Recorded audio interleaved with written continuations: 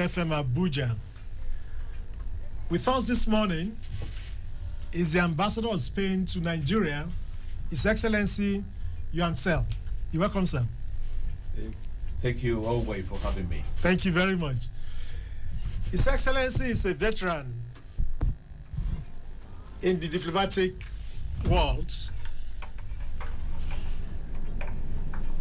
He's had missions to many countries. I know of at least 8. He's been on missions to Algeria, to El Salvador, Brazil, US, and Russia. I say US and Russia. And he's been chief of staff to 3 foreign ministers in Spain.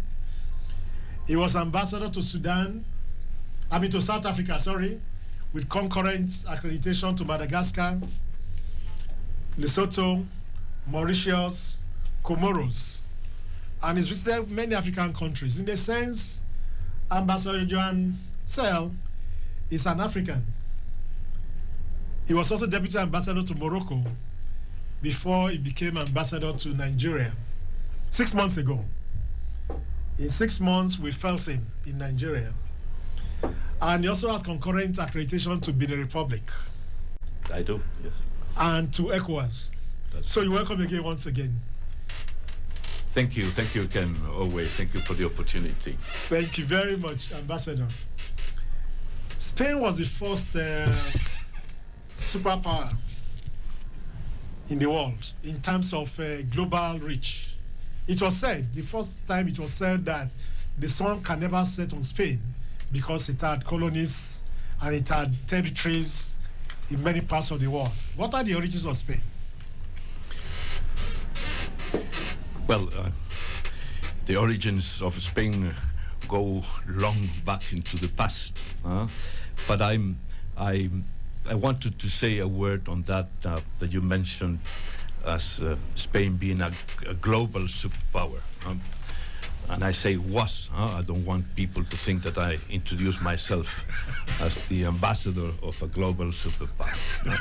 But I know that you're referring to a very particular thing, is to the role that Spain, together with Portugal, I must say, played in triggering the first globalization as such.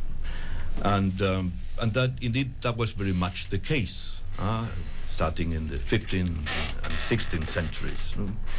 People need to understand that when today we eat a potato or a tomato in Africa, or when the Colombians drink the coffee, or the Cubans prepare the rum, all these were plants that were coming from overseas in those ships. So I think that through that age of discoveries, the world started to become one. And I like to say we celebrate our National Day on the 12th of October, which is the day in which the Spanish fleet led by Christopher Columbus arrived in America. So what I normally say is that we don't celebrate independence, but rather interdependence. And now, of course, when you look at the past with today's eyes, there are lots of things, tragic things that happened. Cultures that disappeared, the imposition of foreign rule, unknown illnesses that decimated populations, and a lot of good also, of progress and advancement. But that's history, and I think that every country is the result of historical processes. And that's also the case of Spain. We are a mix of races and cultures. The language that we speak comes from a region in Italy. So we are made through that historical fabric. So when I think about that relevant part of my of the history of Spain as a nation, and beyond that national pride that you might eventually feel, I want to keep with the idea that history left us with a number of sister nations across the Atlantic with which we share a lot of things. And if you want another thought, this one more political and more to the day, I think that we must try to make globalization work for all. Thank you very much. Talking about history, and before United States of America, you had United States of Spain in virtually the same area. You know, you had States of Spain covering California, Oregon, Colorado, Kansas, Florida, Alabama, the Mississippi area. They were all part of Spain. How did you lose these territories? Well, that's true. Spain is part of the history of the United States. We were there even before the Pilgrims arrived. Now, it's true that WASP America sometimes tends to hide that part of their heritage, but it is very much there. You have to know, for instance, that the first city that was founded in the United States was San Agustin in Florida back in the 16th centuries. And it's true that those lands that you mentioned were not part of the United States at the beginning, but it was not Spain who lost them. It was Mexico, already an independent country, who lost them after the Mexican-American War in the mid-19th centuries. Now, what is interesting is that you go now to the United States and you will find over 50 million Spanish-speaking persons there. So that's the way history works, and this Hispanic presence is somehow back in the whole of the country. And I think this is very good. Oh, thank you very much. Spain is quite diverse. You have 5 official languages. You have Spanish, you have Catalan, you have Basque, and you have Galician and Aranese. How are you able to manage your diversities? How? Well, let me say that diversity is richness, and this is something that we share with Nigeria. And true, we have different languages in Spain that, in a way, they are Spanish languages, although not Spanish. And how do we manage that? I mean, that linguistic diversity. Well, as our constitution establishes that Spanish is the official language for the whole country, but also, and this is very important, that these languages are as well official in their respective regions. And they are not only very much used and widely spoken, but they are even prioritized in education, in communicating with the administration. So we understand this diversity, again, as a very positive thing. Now, of course, this has to be somehow backed, or that has to be translated into the political system. And Spain has become, through its constitution, one of the most decentralized countries in the world. Our regions, our autonomous communities, as we call them, have a very large, they enjoy, a very large political and financial autonomy. Let me mention, for instance, that over 2/3 of the public expenses are done through the regions. So can that be a model for countries like Nigeria? Well, not for me to say, but what it is important, and I think, is that every country should look at their diversity with positive eyes. We are blessed with diversity. And diversity has to find its way in the way things are run in politics, in the economy, in the administration. but I wouldn't go as far as setting ourselves as models for anyone. But indeed we share, and I have this feeling when in Nigeria, such a diverse country, and I really appreciate that diversity. See, talking about diversity, you know, a lot of people don't know that Muslims ruled Spain for about 500 years. So it's part of your diversity. What's your attitude to that? Well, not 500, over 500. Over 500 years. They arrived, I don't want my history teacher to get angry at me. They arrived in 711, and they were expelled in 1492. That means over 7 centuries. Their presence has left so many things in Spain. Not a lot of people know, but there are over 1,000 words in Spanish that come directly from Arabic, and such a big influence in culture, in heritage, in social fabric, that it is a very important part of our history. And it was a history of many times of cultural brilliance and innovation, Muslim Spain. And how do we look at Islam? You were asking. Well, now we have a large number of compatriots that are Muslim, both fellow Spaniards and residents, and of course Spain is a non-secular, a secular country, and freedom of religion is irrestricted, so everyone can practice their own. Of course, as for Christians, Muslims, all of our people living in Spain have to abide by the law of the land, but this has never been an issue. Okay. No, thank you very much. The 1936 to 39 Spanish Civil War eradicted the Second World War. Was that war inevitable? The Spanish War? There is nothing as cruel as a civil war. Nothing.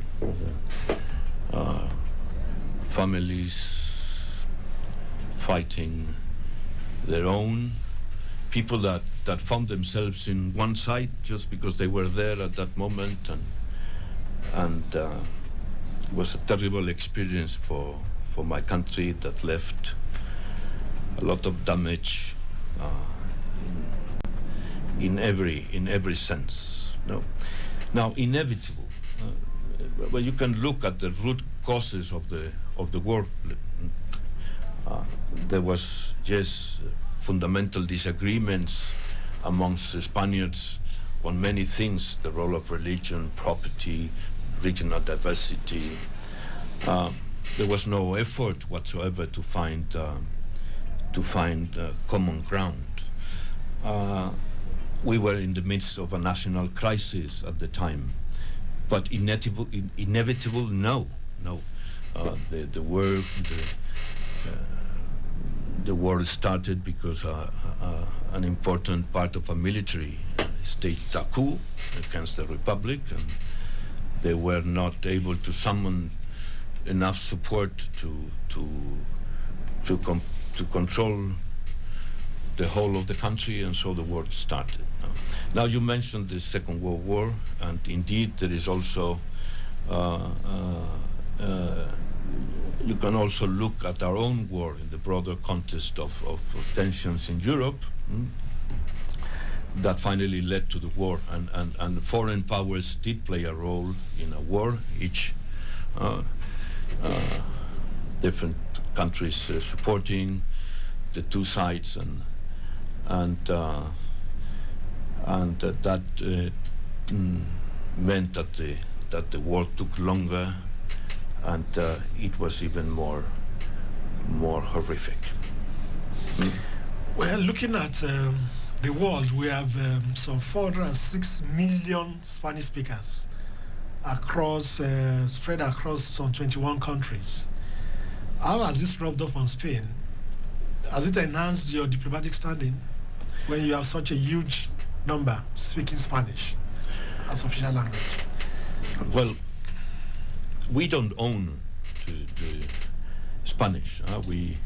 Spanish is a shared property of as you mentioned, 21 countries and over 500 million speakers.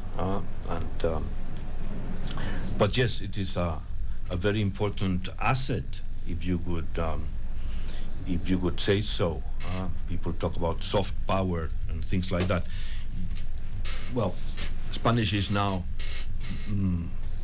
you could say, the second international language in the world, second in the internet, an official language in the UN.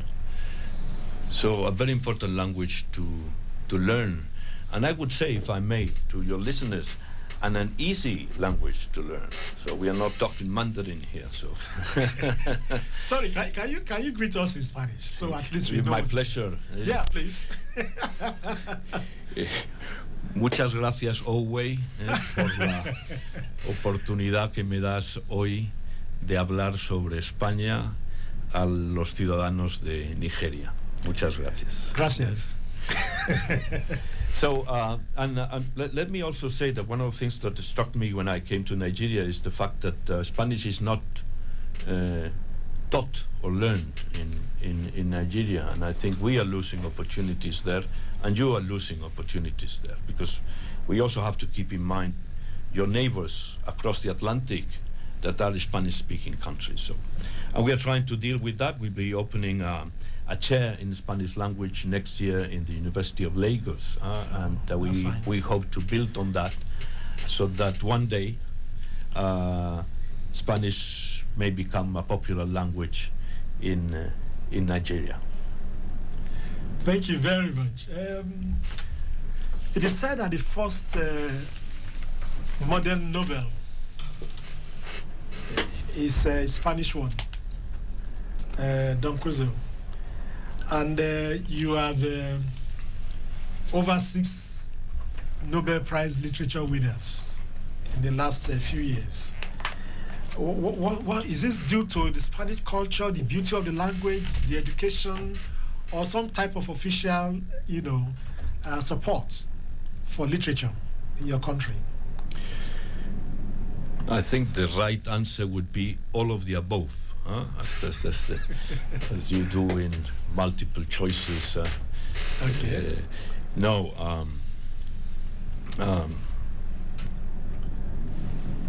We are a very creative country and a very creative people. There is no doubt about that.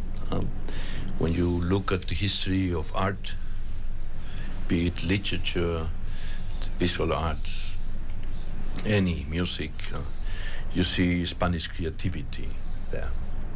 Something that, by the way, we share with Nigeria also. Such a creative country and with so influential.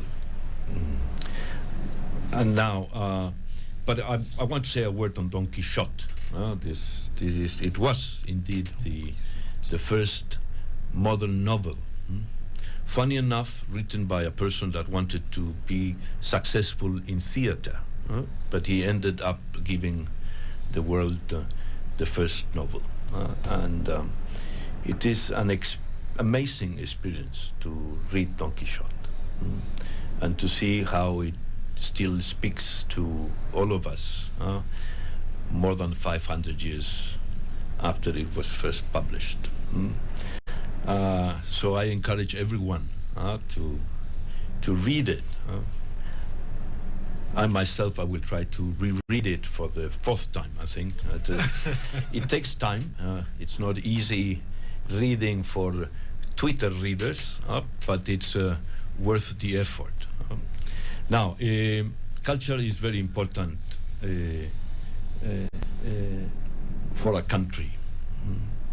And from bringing unity in diversity, for relating you to the world, and even its economic value. So anything that can be done to support artists and creators is good policy, definitely. Thank you very much. This is Diplomatic Hour with OWEI LAKEMFA on Citizen 93.7 FM Abuja. And we're speaking with the Spanish ambassador in Nigeria, His Excellency JUAN. Ambassador, Nigeria is a football crazy country. You brought teams like Real Madrid, Atletico Madrid, Barcelona, and everything. I won't ask you which football club you support, you know, and I know you won't ask me either, because I will support the Nigerian club in any case. But so how did you build this kind of culture and tradition, football, to become a power in world football? But football is very important for the world. Perhaps it's one of the few sports where lesser teams can beat the big powerhouses. And I always explain to the popularity of football, saying that anyone can dream of being Leo Messi. So you don't have to be big, strong, fast. You simply need to love the game. And there is a lot of love for football in Spain. We are proud of our national team. We won the first World Championship that ever took place in Africa, in South Africa. I was not there at the time, but I later visited the stadium on the occasion of a visit of our Spanish national team. It was a very moving moment to see some of the players, to see Iniesta go back to the exact point where he scored that wonderful goal that is in our memories. Now, yes, the Spanish National League is very, very strong. Let me say, by the way, we call it La Liga. The La Liga has an office here in Nigeria. I see. In Lagos, to promote the championship, and they do also a lot of collaboration in promoting football, training trainers, promoting women football, and the rest. It's a very important championship with a lot of very well-known teams. You mentioned some of them. And indeed, it has a very important economic value. Well, perhaps not as much as the Premier League, but I think that in terms of the economy, Real Madrid is definitely the most valuable football club in the world. And if you look at results, which is very important, over the past 10 years in European championships, our national league comes definitely first. So I hope that Nigerians enjoy our football, because football is there to be shared by many. Thank you very much. You also have a culture of bullfights. Mm-hmm. Some people think it's outdated. That, especially animal rights movements. What's the position on that? Well, I understand the position of people that could be against bullfighting. Is it outdated? Well, I couldn't say so, but it is true that some may think that it runs against today's sensitivities. But let me also say that bullfighting is not, or at least is not just about killing an animal, which, by the way, we do every time we eat our steak or our chicken, or we sacrifice a lamb, But it is a very genuine cultural tradition that has been entrenched in Spain for many centuries, that in a way shows respect for the animal, and that also has a relevant economic impact. So I wouldn't say it is outdated, but again, I understand why people would oppose it also. Okay. Okay, thank you very much. Spain is also very famous for festivals, for tourism. How were this affected by COVID-19 pandemic? Sorry, before you answer it, I would like to thank you very much because I know you gave us 4.4 million doses of COVID vaccines recently. Thank you very much. So how has COVID affected your own tourism sector or life? Well, thank you, first of all, for reminding our listeners of this donation that took place a month ago or so. It was the largest donation to an African country by Spain. We've been very active in trying to, as part of the general efforts, to make sure that vaccines are available for all. Let me also say, and this is very important, if people are listening, that we shouldn't talk about the pandemics as something from the past. The danger is still there, so please do get vaccinated. That's what you can do, best can do for yourself, for your family, and for your country. Now, COVID has disrupted many things, and of course, mobility, and thus tourism. Now, tourism is so important for Spain. If you want to look at the numbers, it represents, I think, would be 11% of our GDP, and most importantly, 13% of our employment. So it is huge. And we are very happy to welcome people in our country. Before the pandemic, we were very close to 90 million international tourists per year. You can imagine, for a country of 47 million people. So tourism is key. Now, this year, we've seen a very significant recovery, but the sector indeed went through very difficult times during the peak of the pandemics, although we sustained the sector through local tourism, which is very, very important to keep in mind when that to have good touristic infrastructures and models and professionals, you need the support of local tourism. And if you think of Nigeria, you need people from Ibadan go and visit Kano, and people from Kano go to Calabar. So that keeps the touristic network functioning and makes it easier to attract international tourists. Okay, Spain, it's you had the 6% growth last year. You had, there is a 4% growth this year.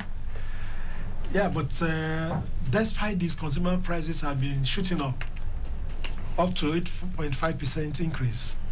What's the cause of this? Well, inflation is all over the place, not only in Spain or in Nigeria, everywhere.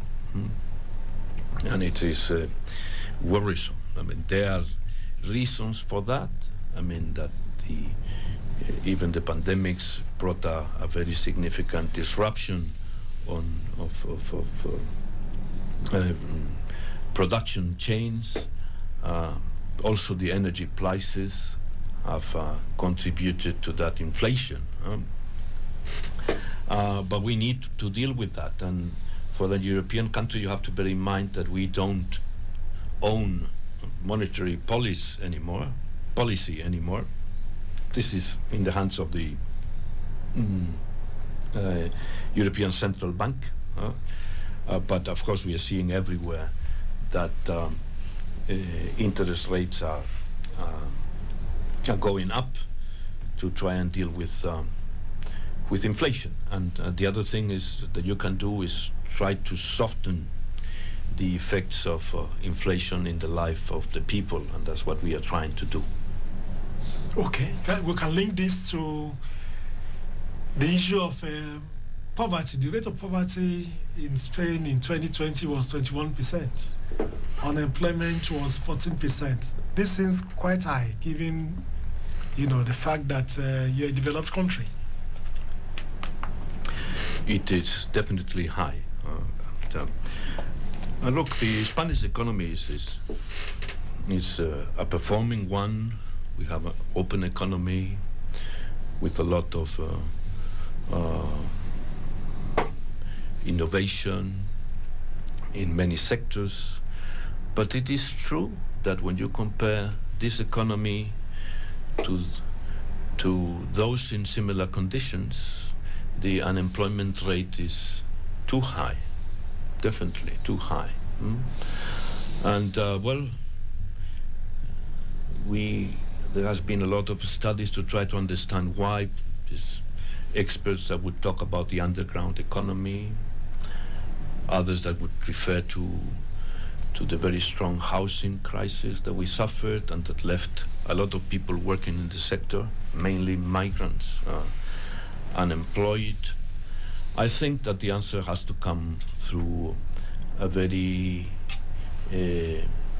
ambitious reform of the vocational training system in Spain that will bring us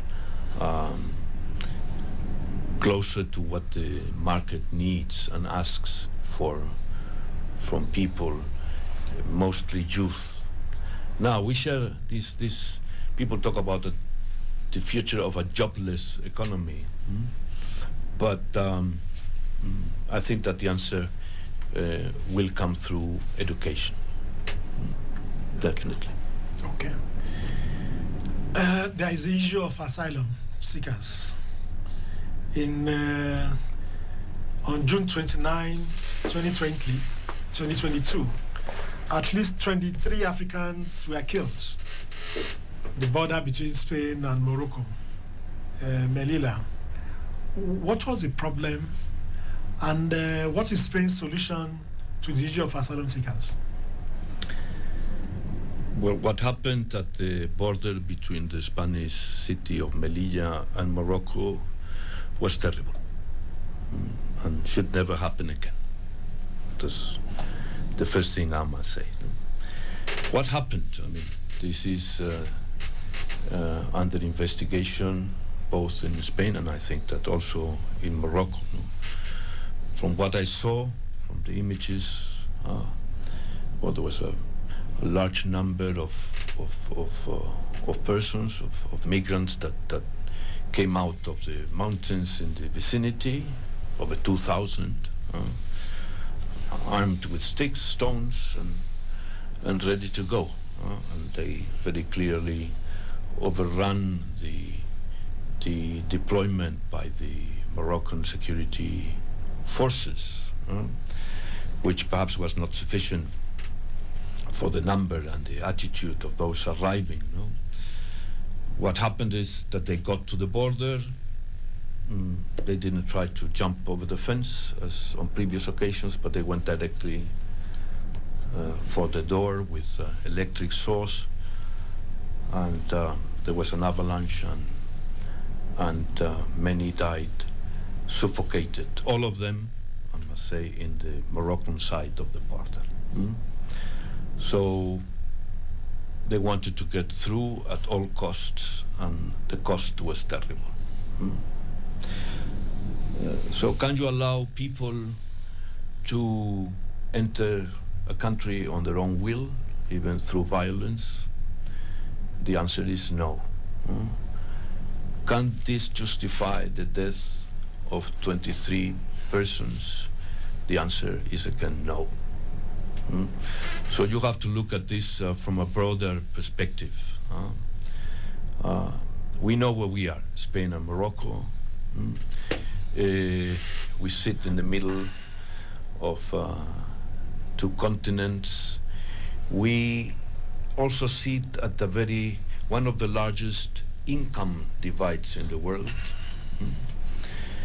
The personal income in Spain is perhaps tenfold the one in Morocco, and even more if you look at look at the south. So we know that we are going to have that pressure. And we need to look, as I say, at the migration, which is a natural phenomenon that will always be there, from a comprehensive lens that of course includes fighting illegal migration and above all fighting the mafia that play with the life of people for profit, but also to look at other issues like legal migration, like reintegration, like addressing the root causes of migration, and to always respect the rights of migrants. And let me, for instance, say that we are now chairing the Rabat migration process that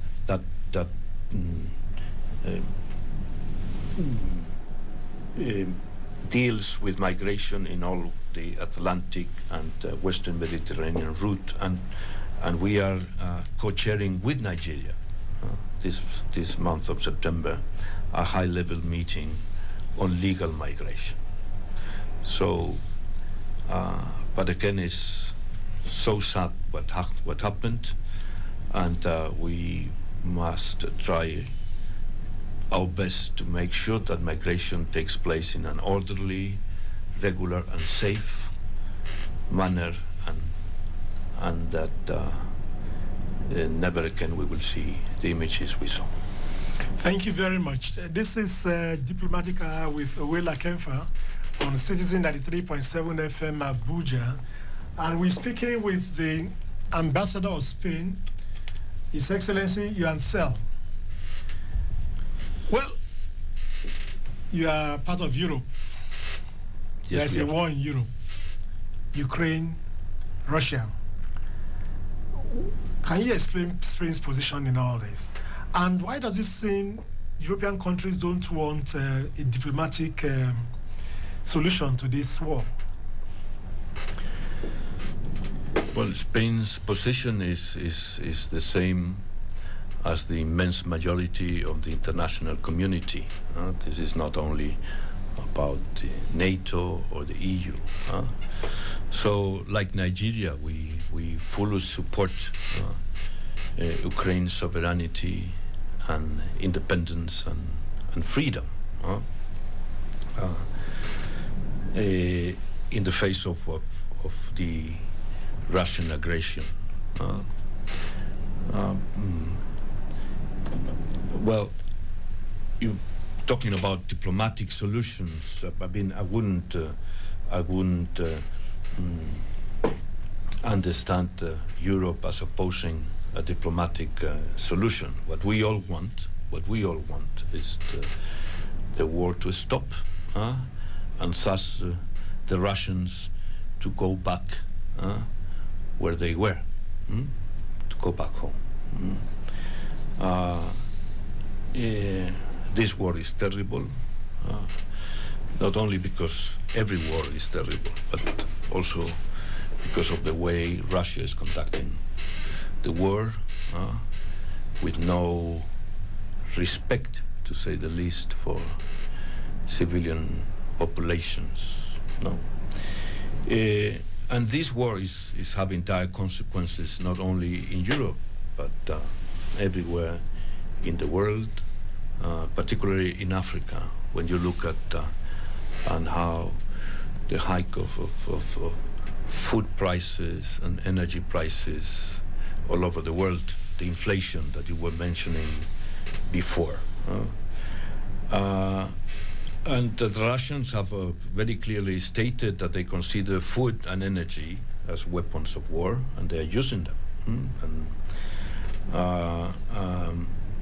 And although they are trying to put the responsibility elsewhere, in spite of this propaganda, it is very clear that those who started the war are responsible for what is happening.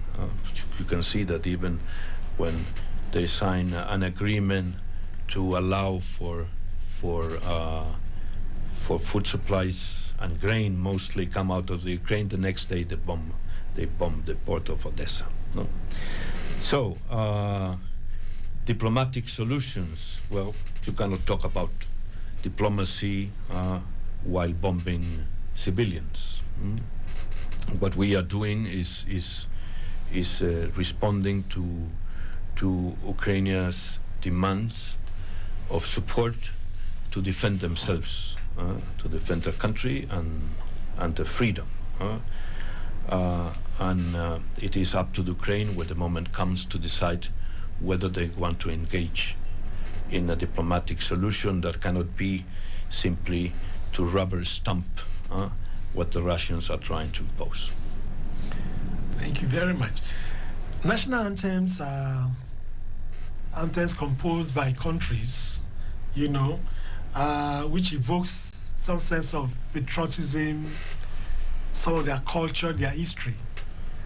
But curiously, that of Spain has no words. If they have words, then they don't sing them. That seems curious, and that's the only country I know in the world where words are not used. Yes, there are others, but not many.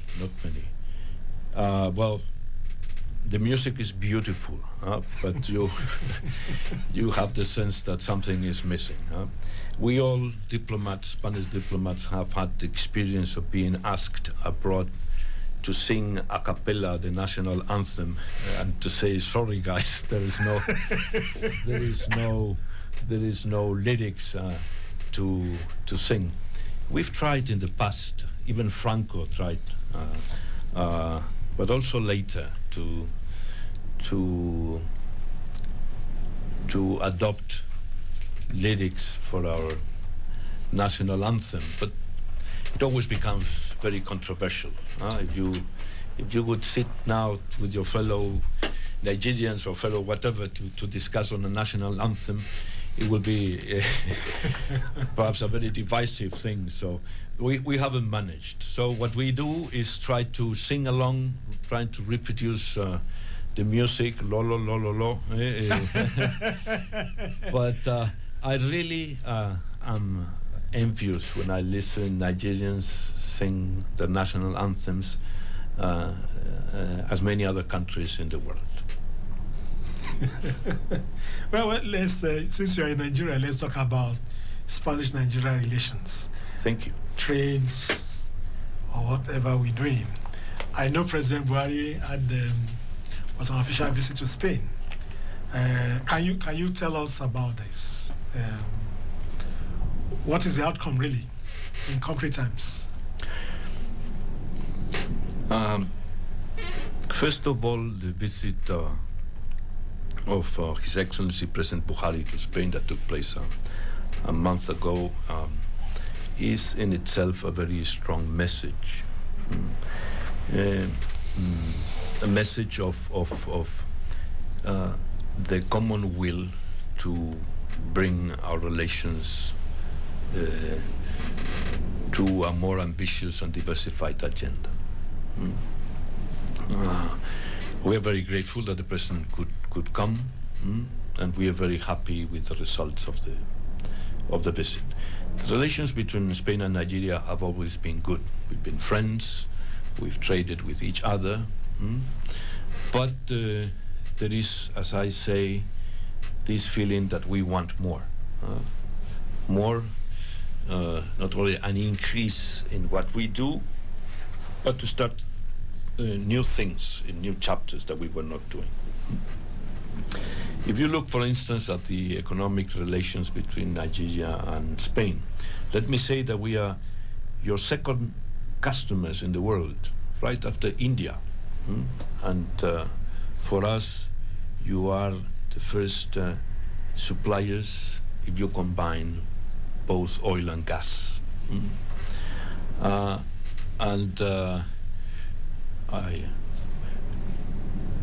There's something I like to repeat is that the largest surplus, trade surplus that Nigeria runs with a third country is with Spain. So I see. So this has created, because we've been customers for many years, there are contracts between Spanish companies and Nigeria, running for more than 20 years now. And that has created a very strong bond that can constitute a very good basis to extend those good relations to many other economic fields. People always refer to Nigeria as a huge market when they want to underscore the many possibilities that you have here for trade and investment, and definitely that is true. But what is also important is that is this need and will of the Nigerian economy to diversify, and the immense potential that you have in many sectors, and that brings a lot of opportunities for the Spanish companies to come to Nigeria, to trade with Nigeria, to invest in Nigeria. We organized during the presidential visit a business forum that was very successful. An agreement on trade was signed. What we need now is to see the numbers come up and grow. But the visit, of course, had other things beyond trade. There was a number of agreements that were signed in many sectors. We talked about health, for instance. We've mentioned sports. We signed an agreement on sports, tourism, science. There are so many things that we can do together. And, well, that's my job. So I'm here to try to make as many things happen as possible. Your Excellency, as we round up, I know you also have accreditation to ECOWAS. So maybe we can talk about ECOWAS. What really is the relationship concretely between Spain and ECOWAS? What do you look forward to? A very strong one. We've been partners with ECOWAS for many years. There was a summit, I remember very well, because I was at the ministry at the time, between ECOWAS and the president of the government of Spain back in 2009, I think. Since then, we've been running with the organization a very, I would say, impressive number of programs in many different fields. Be it food security, renewable energies, infrastructures, gender, you name it. And what is also important is that we work with the organization, with ECOWAS, and through the organization and needs in different of the region. We are looking forward to entertaining the best relations with the new commission of ECOWAS that is just starting their way. There's a new structure, a lighter one for the organization to try to make it more effective, and we want to work with them in as many fields as possible. Thank you, Your Excellency. I wish you well in Nigeria. I know you've been to many African countries. You served in Northern Africa, in Southern Africa, in places like Lesotho, Mauritius, Comoros. Now you've come to West Africa. Are you writing a book on your experiences in Africa? No, I am looking forward to my time in Nigeria. I'm very much conscious that Nigeria has a key role to play, not only in Africa but in the world, but specifically in Africa. We want, when Nigeria gets things right, the influence is tremendous. The positive influence is tremendous. That also comes with responsibility, I must say. So it's not about being, as you said at the beginning, a global superpower or whatever. So you have to be super responsible when you know of your own influence in others. That also explains why I'm so happy to be here, because on the one hand, because Nigeria is such an interesting place, a complex one, I must say, not easy to grasp. So as a new ambassador, I need more my time to get to know the country, to try to talk to as many people as possible. But also, as I was saying, because I can without a doubt say that the future in Africa also depends very much on the future of Nigeria, a country that I'm coming to love, and I also wish Nigeria all the best. Thank you very much. This has been Diplomatic with OWEI LAKEMFA on City 93.7 FM Abuja, and we are speaking with the Ambassador of Spain in Nigeria, His Excellency JUAN. Thank you very much, sir, for coming. I thank you again. Gracias. Yes.